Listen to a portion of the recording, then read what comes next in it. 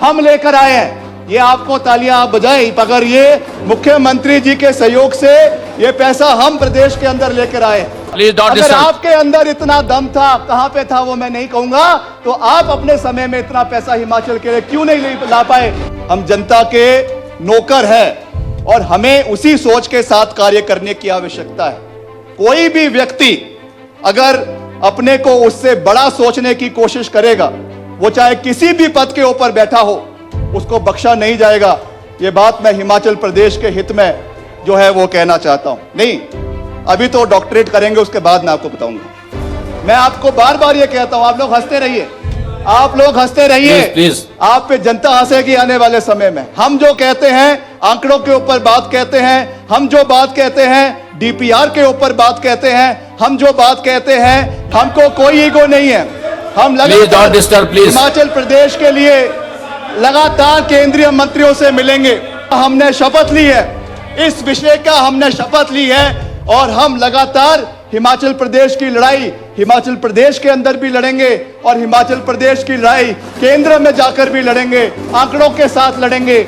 धन्यवाद की बात नहीं है, हिमाचल का अधिकार है, ये हिमाचल का अधिकार है। करना करिए, आपके रोड भी बनेंगे, आपके ब्रिजेस भी बनेंगे, गांव-गांव तक सड़कें जब आपकी बारी आएगी तो आप बोल लेना। उसके लिए आपको चिंता करने की आवश्यकता नहीं है। ये पहली बार हिमाचल प्रदेश के इतिहास में ये होने जा रहा है। First time in the recorded history of Himachal Pradesh that we are going to construct 2,244 kilometer roads in Himachal Pradesh. That is their development trajectory. कई लोग एयरपोर्ट से हेलीकॉप्टर में उड़कर विकास चलाते हैं। कई लोग एयरपोर्ट से हेलीकॉप्टर में उड़कर विकास चलाते हैं। हम रोज पहाड़ की सड़कों पर धूल खाकर हिमाचल के लिए फाइल भी लाते हैं और उसी सड़क पर जाकर काम भी दिखाते हैं। यह हमारी हिमाचलियत है, यह हमारी राजनीति है। जाने क्यों एक दरार सी जो है यहाँ पे विधानसभा के अंदर खिंच जाती है? क्या ये दरार जो हर बार हर बजट के ऊपर, हर सेंट्रली स्पॉन्सर्ड स्कीम के ऊपर, हर आरडीजी के ऊपर, हर जो है सीआरएफ की स्कीम के ऊपर, 15वें वित्त आयोग के ऊपर, डेवल्यूशन ऑफ फंड्स के ऊपर जो ये दरार बार बार इस विधानसभा सत्र के अंदर आती है, ये दरार हिमाचल प्रदेश के भविष्य के लिए ठीक नहीं है। जब भी कोई पैसा आता है तो हमेशा हिमाचल के लोगों को यह एहसास दिलवाया जाता है कि ये आपको एक, मैं ये नहीं कहूंगा कि भीख के रूप में, मगर एक किस्म से जो है एक उपहार प्रदेश के लोगों को दिया जा रहा है। जो फंड्स का डेवल्यूशन हो रहा है उसको प्रदेश के बजट से अलग करके स्पर्श में डाला जा रहा है। यह भी आने वाला एक प्रदेश के लिए चिंता का विषय है। जहां ताली बजानी है वहां ताली बजाई है, जहां सवाल बनते हैं वहां ठोक बजाकर हमने सवाल भी उठाए हैं। कांग्रेस ना अंध विरोधी है और ना अंध भक्ति में विश्वास रखती है। देश के यशस्वी प्रधानमंत्री जी हिमाचल आए, हिमाचल का उन्होंने हवाई निरीक्षण किया, 1500 करोड़ रुपए देने की उन्होंने घोषणा करी। मगर हम ये जानना चाहते हैं और ये आंकड़ों पे जानना चाहते हैं, मैं हवाई बात नहीं कर रहा हूं। I want to know whether this budget which was announced by the honourable prime minister will it come as a relief package or will it be counted as part of the already ongoing CCS schemes for the state of Himachal Pradesh?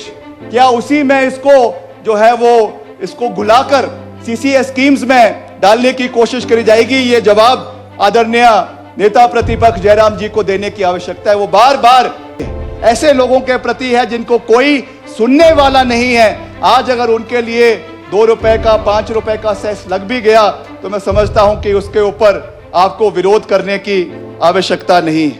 हमारा दिल बहुत दर्द होता है जब हर मसले के ऊपर राजनीति होती है, हर मसले के ऊपर एक डिवाइड क्रिएट करने की कोशिश होती है।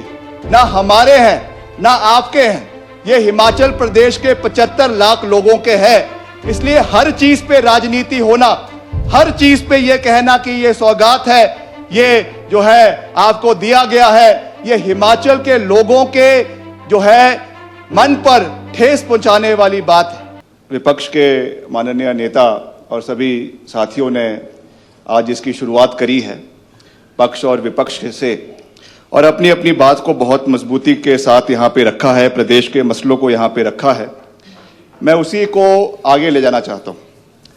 और प्रदेश के अंदर जो ये बजट 2026-27 का माननीय मुख्यमंत्री ठाकुर सुखविंदर सिंह सुक्खू जी ने पेश किया है, यह हिमाचल प्रदेश के 75 लाख लोगों के लिए, प्रदेश के हर वर्ग के लिए एक मुश्किल घड़ी में, एक चुनौतीपूर्ण समय में इस बजट को पारित किया गया है। हमने पहले भी जब राज्यपाल जी के अभिभाषण के ऊपर चर्चा करी, उस समय भी ये बात कही कि these are unprecedented times and we are passing through very difficult waters. जिस तरीके से आज ईरान के स्ट्रेट ऑफ हरमुज की बात हो रही है लगातार इंटरनेशनल मीडिया में, मगर मैं हमेशा इस बात को कहता हूं कि हमेशा इस बात को हम दोहराते हैं कि जो भी हमारा आने वाला समय है, मैं आज केवल एक मंत्री के रूप में नहीं, एक विधायक के रूप में नहीं, एक प्रदेश के युवा के रूप में यह बात कर रहा हूं कि हमें प्रदेश के भविष्य की बात करनी है। यह बजट केवल कांग्रेस पार्टी की सरकार का बजट नहीं, यह हिमाचल प्रदेश की सरकार का, हिमाचल प्रदेश के 75 लाख लोगों का बजट है और विपरीत समय में पारित किया गया बजट है।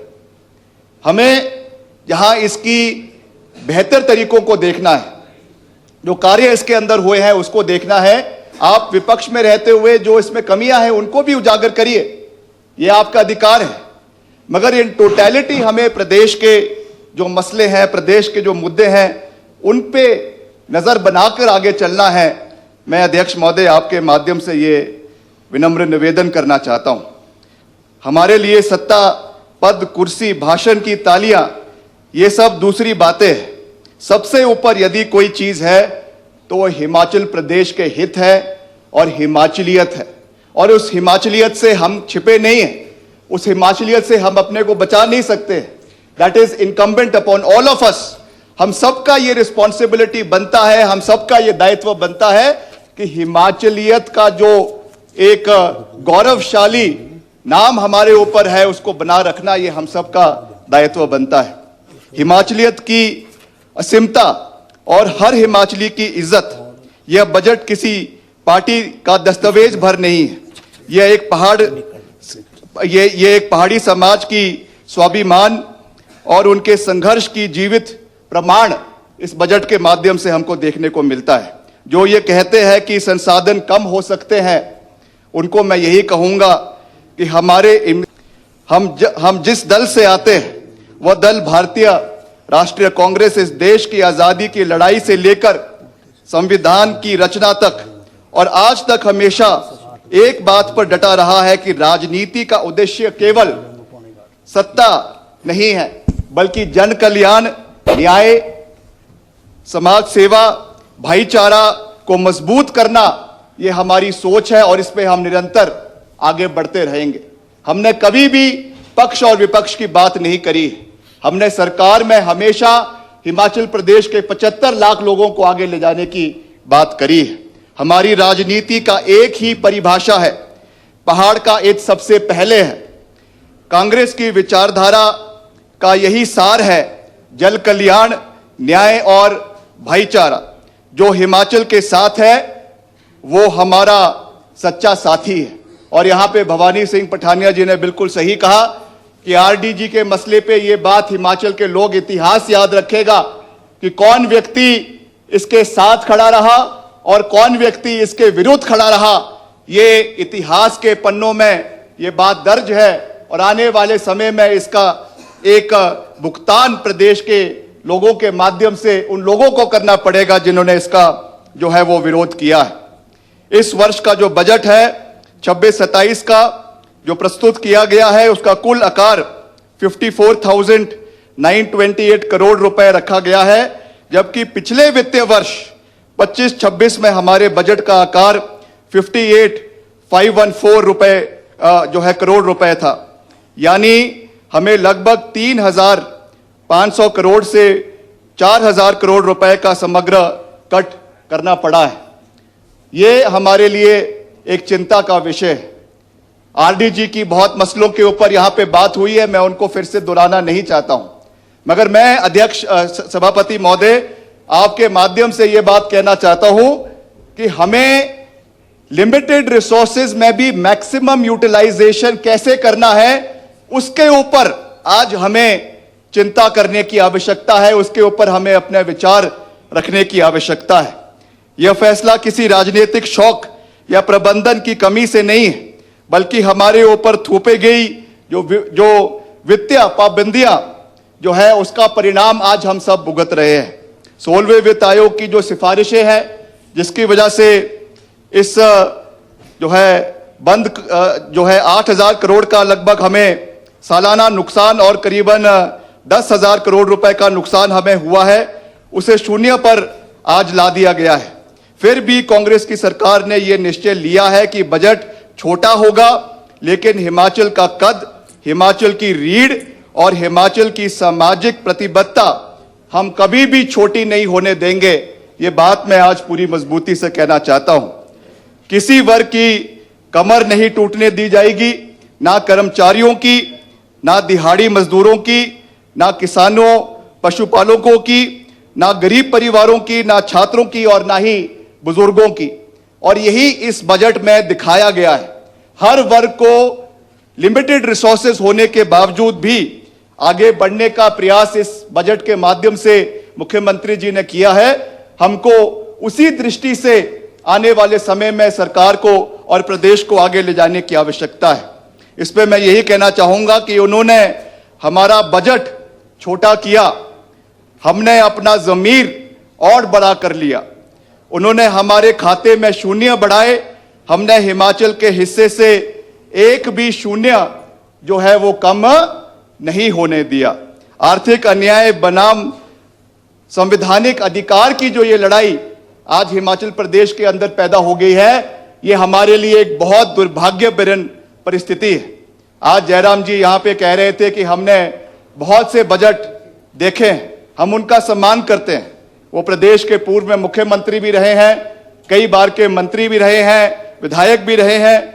मगर मैं ये कहना चाहूंगा अध्यक्ष महोदय कि हिमाचल प्रदेश को कैसे हमने आगे लेकर जाना है, चाहे वो प्रदेश के रिसोर्सेज के साथ है, चाहे वो केंद्र के रिसोर्सेज के साथ है। जब भी ये चर्चा हिमाचल प्रदेश के विधानसभा में प्रदेश और राज्य और केंद्र के रिसोर्सेज के बारे में होती है, ना जाने क्यों एक दरार सी जो है यहां पे विधानसभा के अंदर खिंच जाती है। क्या ये हिमाचल प्रदेश के भविष्य के बारे में एक अच्छी चीज है? क्या ये दरार जो हर बार हर बजट के ऊपर, हर सेंट्रली स्पॉन्सर्ड स्कीम के ऊपर, हर आरडीजी के ऊपर, हर जो है सीआरएफ की स्कीम के ऊपर, 15वें वित्त आयोग के ऊपर, डेवल्यूशन ऑफ फंड्स के ऊपर जो ये दरार बार बार इस विधानसभा सत्र के अंदर आती है, ये दरार हिमाचल प्रदेश के भविष्य के लिए ठीक नहीं है। ये बात मैं एक युवा के नाते आप लोगों को, आपसे विनम्रता पूर्वक ये बात कहना चाहता हूं। हमको प्रदेश के, देश के रिसोर्सेज के बारे में बात करनी है, उनके रिसोर्सेज के मैक्सिमम यूटिलाइजेशन के बारे में बात करनी है, और उसी से हिमाचल प्रदेश आगे बढ़ सकता है। ये बात मैं केवल बात के लिए नहीं, मगर आंकड़ों के साथ बार बार इस सदन में और आज भी आंकड़ों के साथ ये बात आपके लोगों के बीच में अध्यक्ष महोदय कर रहा हूं। हिमाचल प्रदेश कोई साधारण राज्य नहीं है। हिमाचल प्रदेश की जो राजनीतिक अस्तित्व में आया, वो कहानी मैं पहले विधानसभा के सत्र में कह चुका हूं कि हिमाचल प्रदेश का जो पॉलिटिकल बर्थ हुआ था, that was because of the founder of Himachal Pradesh doctor Yashwant Singh Parmar ji, जिन्होंने विपरीत परिस्थितियों में हिमाचल प्रदेश को बनाया। एक पॉलिटिकल जो है विचारधारा को आगे ले जाने के लिए पंजाब से हिमाचल को काटकर एक अलग राज्य बनाया गया। एक फीजिबल स्टेट ना होने के बावजूद भी, इकोनॉमिकली वाइबल स्टेट ना होने के बावजूद भी हिमाचल प्रदेश को बनाया गया, और उस पर रंग भरने का कार्य जो है डॉक्टर यशवंत सिंह परमार जी ने किया, ठाकुर रामलाल जी ने किया, वीरभद्र सिंह जी ने किया, धूमल साहब ने किया, सभी मुख्यमंत्रियों ने समय समय पर किया है। और आज हमें उसे और ऊंचाइयों पर जो है वो ले जाने की आवश्यकता है। तो इसलिए मैं अध्यक्ष महोदय ये कहना चाहूंगा कि कांग्रेस की जो सोच है वो हमेशा से संघीय ढांचे वाली रही है। मुझे दुख है इस बात का कि हर बार मसला और बात जो है वो हमेशा संघीय ढांचे के ऊपर, फेडरल स्ट्रक्चर के ऊपर आ जाता है। ये दुख की बात है कि हिमाचल प्रदेश देश का एक अभिन्न अंग होने के बावजूद भी बार बार संघीय ढांचे का जिक्र इस विधानसभा के सत्र में हो रहा है, विधानसभा के हमारे माननीय जो है सदन के अंदर हो रहा है। ये हम सब के लिए एक चिंता का विषय है। We all are proud to be a part of the union of India, मगर फिर भी जब भी कोई पैसा आता है तो हमेशा हिमाचल के लोगों को यह एहसास दिलवाया जाता है कि ये आपको एक, मैं ये नहीं कहूंगा कि भीख के रूप में, मगर एक किस्म से जो है एक उपहार प्रदेश के लोगों को दिया जा रहा है। ये क्यों नहीं कहा जाता कि हिमाचल प्रदेश के लोगों का अधिकार है जो हम बार बार केंद्र से हिमाचल के लिए लेकर आते हैं, चाहे वो आरडीजी का मसला है, चाहे वो सेंट्रल स्पॉन्सर्ड स्कीम्स है, किसी भी रूप में जो पैसा हिमाचल में लाया है वो हिमाचल प्रदेश की जनता ने, हिमाचल प्रदेश की चुनी हुई सरकार ने, मुख्यमंत्री जी के जो है वो करकमलों से, उनके सहयोग से सभी मंत्रीगण, सभी विधायकगण, सब लोग उसमें मदद करते हैं और प्रदेश में ये पैसा लाने की बात करते हैं। इसमें मैं ये कहना चाहूंगा कि जो संघीय ढांचा की जो ये खींची रेखाओं ने से नहीं बनती है, बल्कि ये संसाधनों के न्यायपूर्ण वितरण और छोटे कमजोर राज्यों को विशेष जरूरतों के स्वीकरण से बनता है। जब यह संतुलन टूटता है तो केवल हिमाचल जैसे राज्य ही नहीं, मगर पूरा संघीय गण राज्य जो है वो कमजोर हो जाता है। मैं इसके ऊपर अध्यक्ष महोदय, सभापति महोदय, जिस तरीके से अभी स्पर्श योजना या योजना नहीं है, बेसिकली जो फंड्स का डेवल्यूशन हो रहा है उसको प्रदेश के बजट से अलग करके स्पर्श में डाला जा रहा है, यह भी आने वाला एक प्रदेश के लिए चिंता का विषय है। आज आप भूल जाइए, हो सकता है कि आने वाले कभी किसी समय में आप लोग सत्ता में हो, उस समय आपको हमारे ये कथन याद आएंगे कि किस तरीके से हर चीज में, हर स्पेंडिंग में जो है स्टेट को डीवैल्यूएट करके, स्टेट के रिसोर्सेज को जकड़ के जिस तरीके से ये आरबीआई को सारा पैसा दिया जा रहा है, ये प्रदेश के फेडरल स्ट्रक्चर के लिए एक शुभ जो है संकेत नहीं है। इसका जो सही रिपरकशंस है वो आने वाले समय में आपको पता चलेंगे कि इससे कितना नुकसान हिमाचल प्रदेश को जो है वो हो रहा है। इतिहास के साथ ईमानदारी से बात जरूरी है। हम राजनीतिक मतभेद के बावजूद यह मानते हैं कि पूर्व में जो दो प्रधानमंत्री, हालांकि उसके पहले भी प्रधानमंत्री रहे हैं मगर उस समय हम इतने बड़े नहीं थे, मगर मैं स्वर्गीय अटल बिहारी वाजपेयी जी की अगर बात करूं और डॉक्टर मनमोहन सिंह जी की बात करूं, ये दोनों ऐसे शख्स थे जिन्होंने हमेशा हिमाचल प्रदेश को खुले हाथों से जो है वो सहयोग दिया है।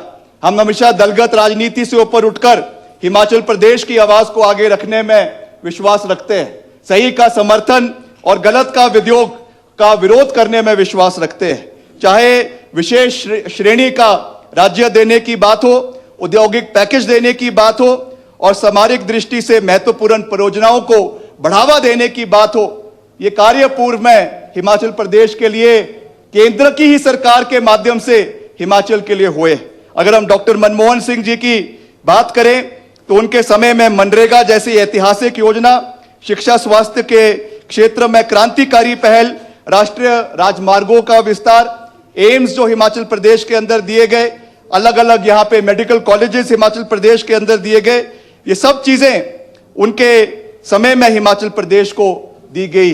ये बातें मैं आज इसलिए इस विधानसभा के सत्र में बार बार करने का प्रयास करता हूं क्योंकि हमें कई ऐसे मसले हैं माननीय सभापति महोदय जहां पे दलगत राजनीति से ऊपर उठकर हिमाचल प्रदेश के हितों की बात करनी पड़ती है, क्योंकि ये बात केवल कांग्रेस और भाजपा की नहीं है, ये हिमाचल प्रदेश के अस्तित्व, हिमाचल प्रदेश के 75 लाख लोग और हमारे भविष्य की बात है, जिसके लिए हमें जो है मुद्दा आधारित राजनीति और हिमाचल प्रदेश के फैक्चुअल पॉइंट्स को आगे रखने की आवश्यकता है। इसमें मैं ये कहना चाहूंगा कि हमने हमेशा सच का साथ दिया है, जहां सराहना बनती है वहां सराहना करी है, जहां ताली बजानी है वहां ताली बजाई है, जहां सवाल बनते हैं वहां ठोक बजाकर हमने सवाल भी उठाए हैं। कांग्रेस ना अंध विरोधी है और ना अंध भक्ति में विश्वास रखती है। तो मैं अध्यक्ष महोदय, ये बात आपसे कहना चाहूंगा कि डिजास्टर की बात हिमाचल प्रदेश में लगातार की जा रही है. From the meager resources that we had in the state during the entire disaster prone period in Himachal Pradesh, which unfortunately expanded for 3 financial years in Himachal Pradesh, starting from 2023, 2024, 2025, 3 financial years लगातार हिमाचल में disaster आया. हिमाचल में तबाही का मंजर जो है करीबन 10,000 करोड़ तक पहुंच गया. हमारे विभाग को मात्र पीडब्ल्यूडी को 4,000 से 5,000 करोड़ रुपए का नुकसान हुआ. अभी यहां पे बार बार सदस्यों ने यह बात करी कि माननीय प्रधानमंत्री जी, देश के यशस्वी प्रधानमंत्री जी हिमाचल आए. हिमाचल का उन्होंने हवाई निरीक्षण किया. 1,500 करोड़ रुपए देने की 1,500 करोड़ रुपए देने की उन्होंने घोषणा करी. मगर हम ये जानना चाहते हैं और ये आंकड़ों पे जानना चाहते हैं. मैं हवाई बात नहीं कर रहा हूं. I want to know whether this budget which was announced by the Honorable Prime Minister, will it come as a relief package or will it be counted as part of the already ongoing CCS schemes for the state of Himachal Pradesh? क्या उसी में इसको जो है वो इसको घुलाकर CCS schemes में डालने की कोशिश करी जाएगी? ये जवाब आदरणीय नेता प्रतिपक्ष जयराम जी को देने की आवश्यकता है. वो बार बार केंद्र के इन योजनाओं का जिक्र करते हैं, मगर हिमाचल प्रदेश ये जानना चाहता है कि ये पैसा हिमाचल को कब मिलेगा, या अगर आपके सोच से ये आप कह रहे हैं कि ये पैसा ऑलरेडी स्कीम्स के माध्यम से हिमाचल प्रदेश को मिल चुका है, तो इसके बारे में स्थिति स्पष्ट करनी चाहिए नेता प्रतिपक्ष को और माननीय विपक्ष के साथियों को. ये बात मैं आपको जो है वो कहना चाहूंगा.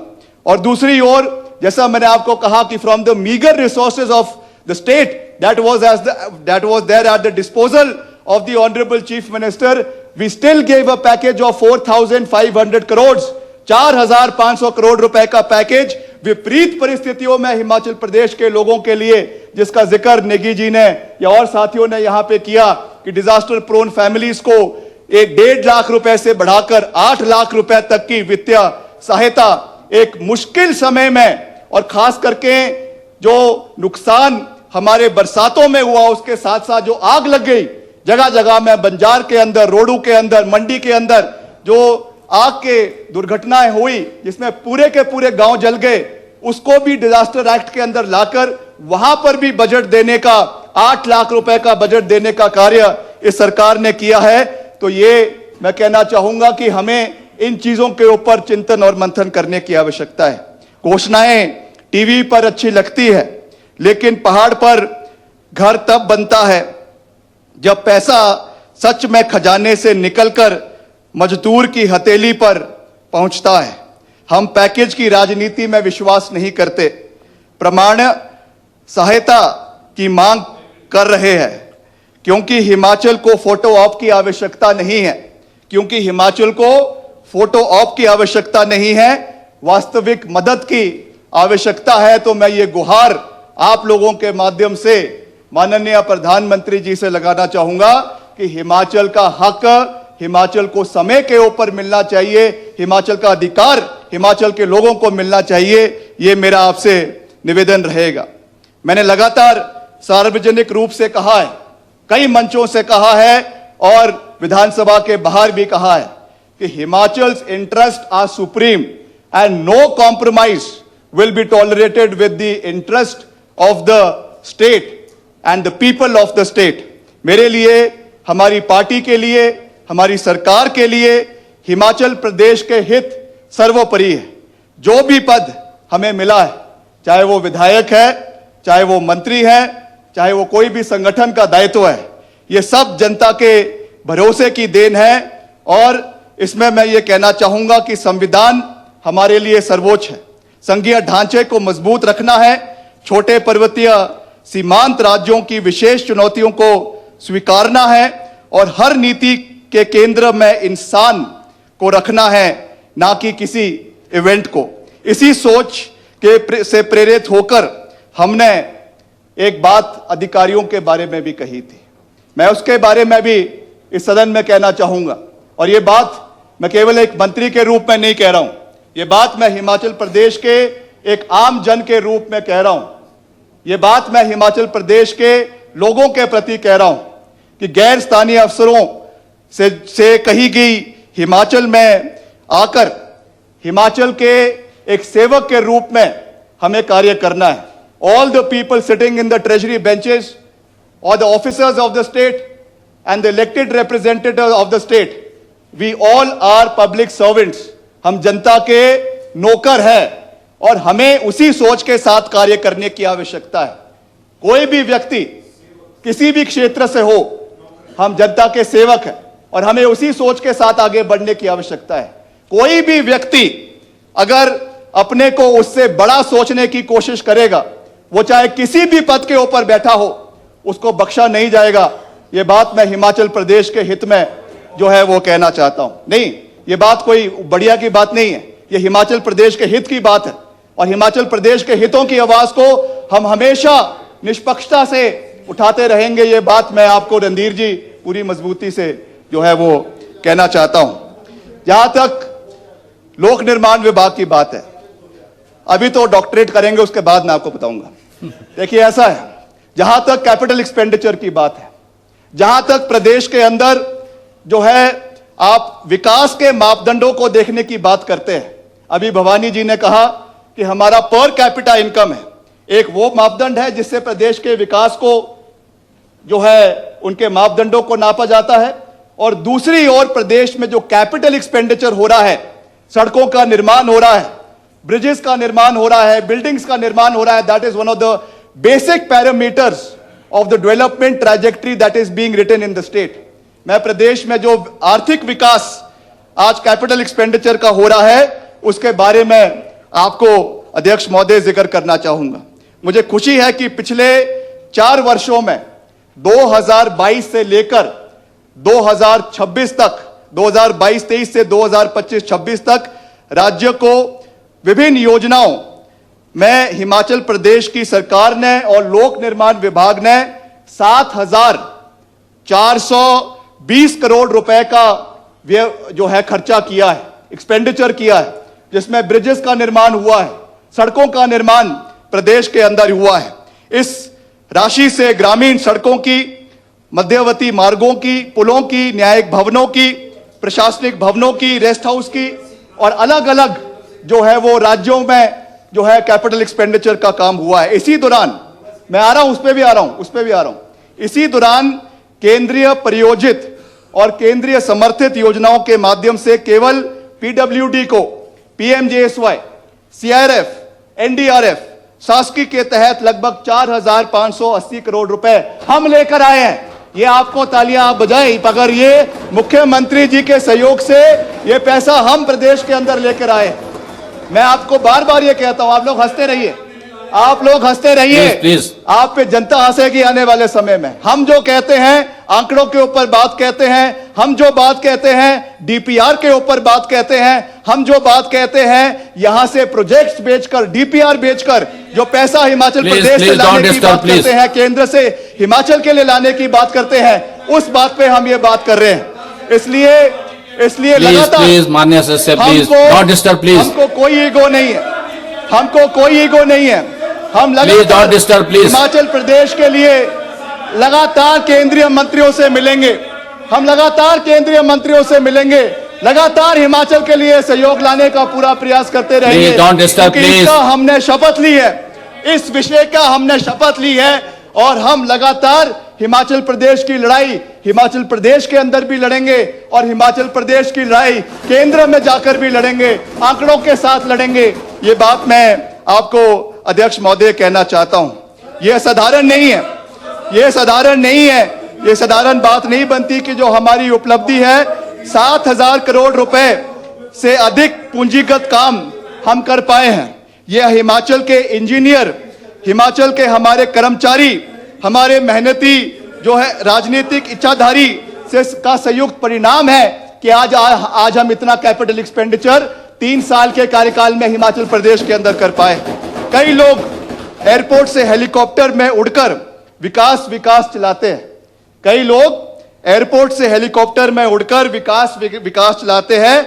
हम रोज पहाड़ की सड़कों पर धूल खाकर हिमाचल के लिए फाइल भी लाते हैं और उसी सड़क पर जाकर काम भी दिखाते हैं। यह हमारी हिमाचलियत है, यह हमारी राजनीति है। पीएमजेएसवाई हो, सीआरएफ हो, मान्य सदस्य स्टेट एक बजट मिनट हो, गांव-गांव से एक मिनट मंत्री जी, सत्ता नहीं। मान्य सदस्य एक मिनट बैठिए प्लीज। अभी इनके अलावा 7 लोग और बोलने वाले हैं। अगर मान्य सदन की इजाजत हो तो सदन का समय जो है बढ़ाया जाए। अब इस मान्य सदन की बैठक 1 घंटे के लिए बढ़ाई जाती है। मान्य सदस्य, बोल रहा हूं। माननीय लोक निर्माण मंत्री महोदय। माननीय अध्यक्ष महोदय, हमारी हिमाचलियत की परिभाषा से आप लोगों को दिक्कत हो रही है तो होती रहे, मगर हमारी हिमाचलियत हमेशा हिमाचल के लोगों के लिए धड़कती रहेगी। ये मैं आपको के दिलों के लिए धड़कती रहेगी, ये बात मैं आपको कहना चाहता हूं।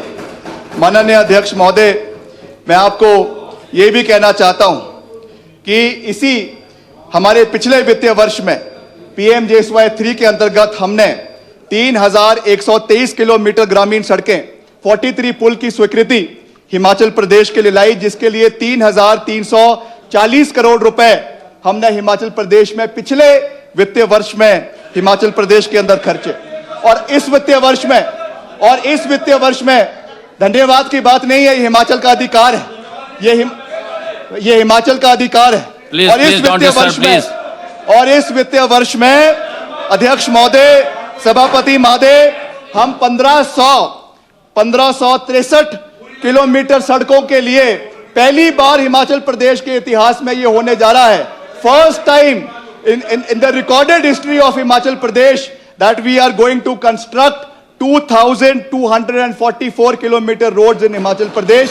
That is the development trajectory written by the people of Himachal Pradesh. अध्यक्ष महोदय, सभापति महोदय, आप इसके बारे में जो भी कहिए, माननीय सदस्य प्लीज डोंट डिस्टर्ब। अगर आपके अंदर इतना दम था, प्लीज डोंट डिस्टर्ब। अगर आपके अंदर इतना दम था, कहां पे था वो मैं नहीं कहूंगा, तो आप अपने समय में इतना पैसा हिमाचल के लिए क्यों नहीं ला पाए, ये बात मैं आपसे पूछना चाहता हूं। आपके समय में ये सारा पैसा हिमाचल के लिए क्यों नहीं आया, ये मैं आपसे जो है वो पूछना चाहता हूं। सभापति महोदय,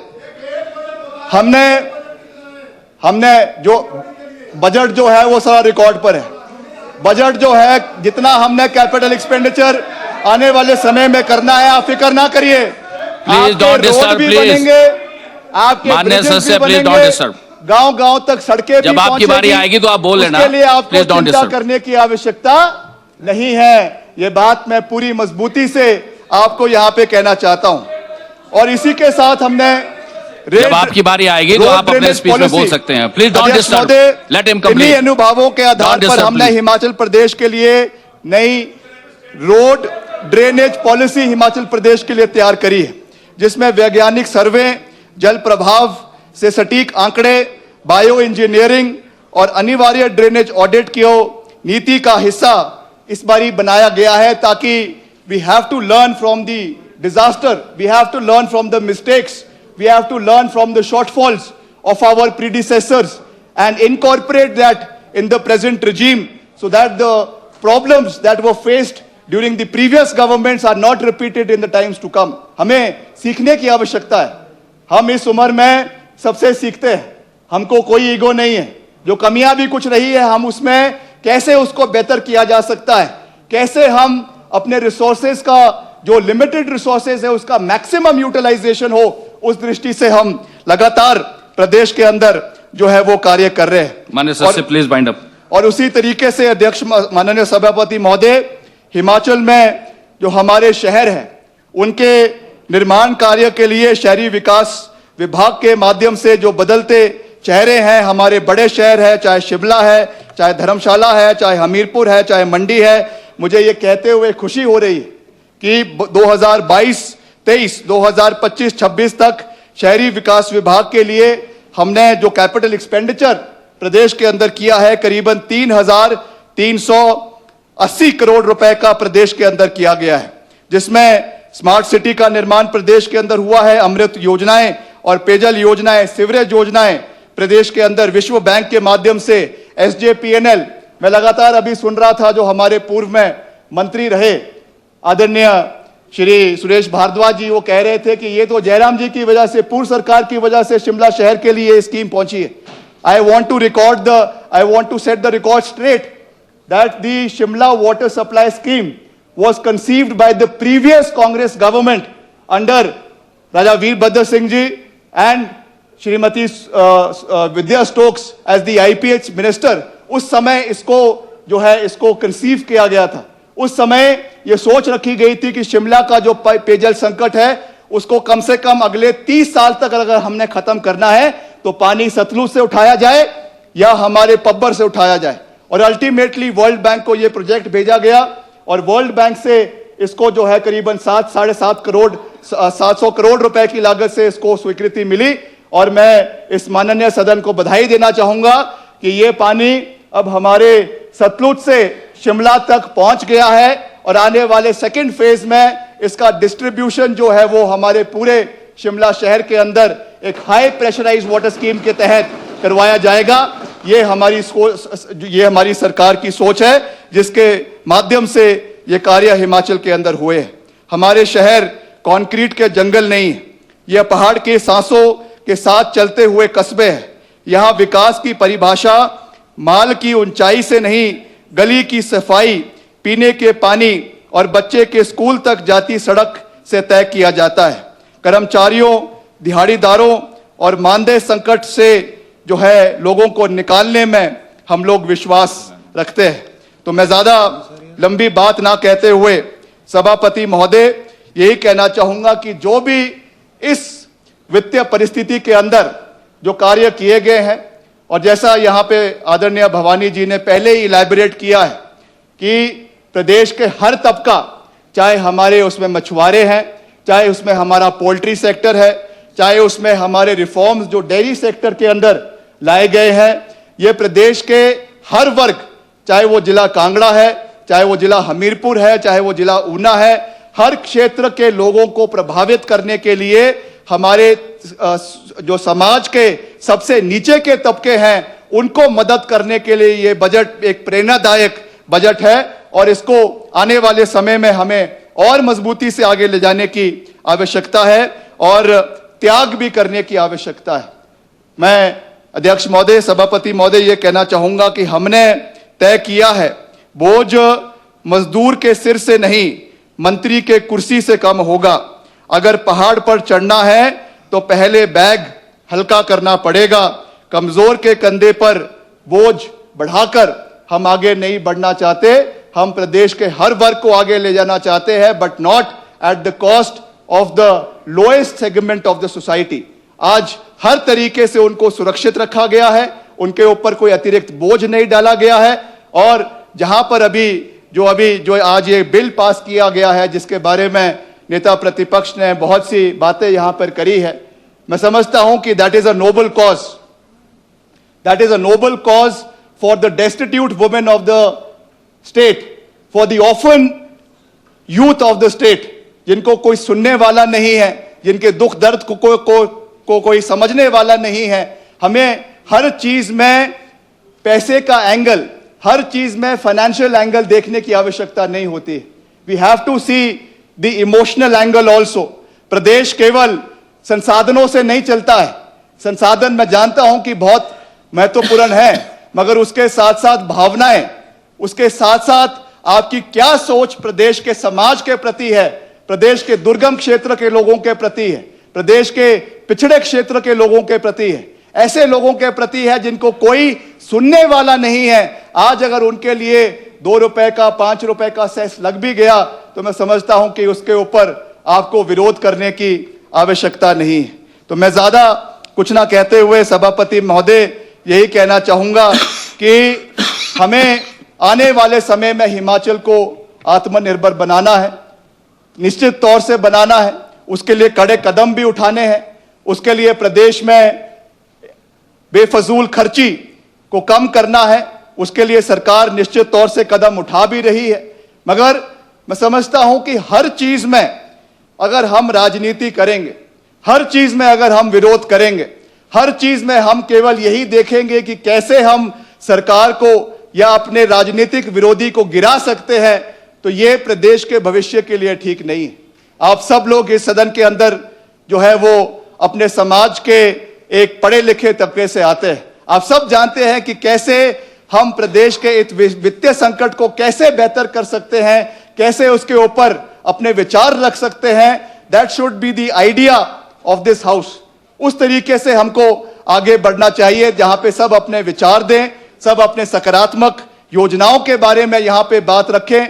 अगर कोई कमी भी बजट में रह गई है उसके बारे में भी जानकारी प्रदान की जाए ताकि आने वाले समय में हम उसको और बेहतर तरीके से आगे ले जाने का प्रयास करें। और अंत में अध्यक्ष महोदय मैं यही कहना चाहूंगा कि हमारा दिल बहुत खट्टा होता है, हमारा दिल बहुत दर्द होता है जब हर मसले के ऊपर राजनीति होती है, हर मसले के ऊपर एक डिवाइड क्रिएट करने की कोशिश होती है। आखिर वो दिन आना चाहिए जब हम एक बायपार्टिजन रूप से हिमाचल प्रदेश के बारे में सोचें। रिसोर्सेज जितने हमारे प्रदेश के अंदर है, जितने रिसोर्सेज हम केंद्र से लेकर आ रहे हैं, ये सारे ना हमारे हैं ना आपके हैं, ये हिमाचल प्रदेश के 75 लाख लोगों के हैं। इसलिए हर चीज पे राजनीति होना, हर चीज पे ये कहना कि ये सौगात है, ये जो है आपको दिया गया है, ये हिमाचल के लोगों के जो है मन पर ठेस पहुंचाने वाली बात है। ये बात मैं एक राजनीतिक के रूप में नहीं कह रहा हूं, ये हिमाचल प्रदेश के एक सदस्य के रूप में ये कह रहा हूं कि बार बार ये कहना, बार बार उसको दिल के अंदर जो है वो कुरेदना, ये हिमाचल प्रदेश के लोगों की भावनाओं के साथ अच्छी बात नहीं। तो अंत में मैं अध्यक्ष महोदय यही कहना चाहूंगा कि हमें बहुत लंबा सफर मिलकर सभी साथियों को, युवाओं को खास करके तय करना है, मिलकर आगे चलना है। हिमाचल के जो मसले हैं वो आधी रात में, एक ही रात में खत्म होने वाले नहीं हैं। बहुत से सरकारें आई हैं, मसले रहे हैं, मुश्किलातें भी रही हैं, दिक्कतें भी रही हैं, लड़ाई भी लड़ी है, राजनीतिक भी लड़ी है, विचारधारिक भी रही है और आर्थिक भी लड़ी है। मगर अंत में हमें यह याद रखना है कि हमें हिमाचल प्रदेश की जीत करवानी है, हिमाचल प्रदेश के हितों की जीत करवानी है और उस सोच के साथ हमें निरंतर आगे चलना है। तो ये बजट हिमाचल प्रदेश के विपरीत परिस्थितियों में भी पारित किया गया है। इसमें किसी भी हमारे तबके को जो है वो सीधा नुकसान नहीं पहुंचा है। इसके लिए मैं मुख्यमंत्री जी को बधाई देते हुए अपने अभिभाषण पे विराम लगाता हूं। जय हिंद, जय हिमाचल। अब इस